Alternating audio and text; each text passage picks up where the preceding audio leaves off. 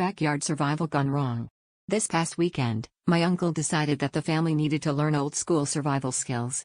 He's the kind of guy who claims he can make a fire with 2 sticks, but also once called AAA because he locked his keys in a tent. Anyway, he gathered us all, me, my cousins, and my aunt, in the backyard and announced that by sundown, we'd be ready for anything the wild could throw at us.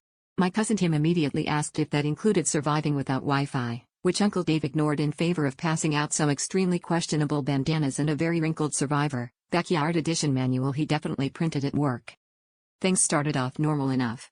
Uncle Dave demonstrated how to tie knots, which mostly resulted in him tangling himself to a lawn chair.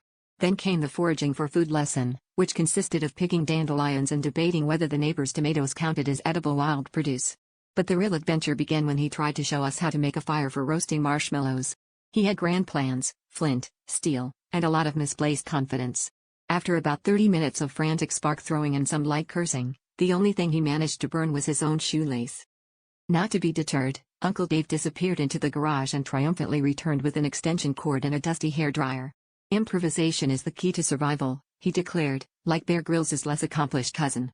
He lined up the marshmallows on sticks, pointed the hairdryer at them, and cranked it up to hurricane. Within seconds, marshmallows were flying off sticks, the dog was chasing one across the lawn, and my aunt was yelling something about ruining yet another kitchen appliance.